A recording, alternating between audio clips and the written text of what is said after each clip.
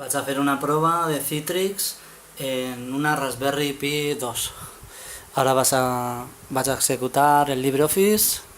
A continuació, per exemple, obriré el Telnet PuTTY i a continuació, per exemple, també el PuTTY ja sense obert, obriré un escriptori remot en un servidor Windows 2008, si no m'equivoque. Així ja tenim el LibreOffice. Ayuda, acerca de... Val? Veiem que ja podem treballar. I això és el servidor remot que ens acaba d'obrir ara. Vaig a fer-lo més menudet. A veure si puc acurtar-ho per així.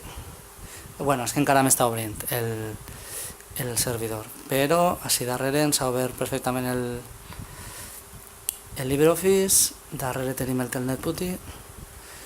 I este servidor encara està obrint-lo.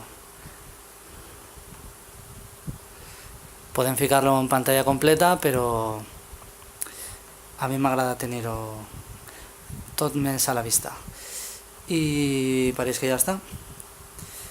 Ara sí que ja podrem fer-ho més menut. A veure, així... Val, perfecte. Pues ja tenim les tres aplicacions. Si ara volguérem, per exemple, anem a aplicacions i anem a obrir SicalWin per a fer una prova. SicalWin, val? I ara, a veure, el llançador ja comença, el Citrix Receiver.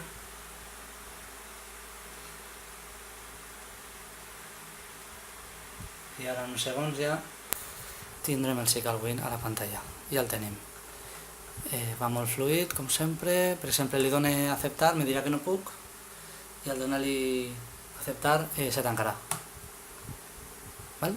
I va molt fluid.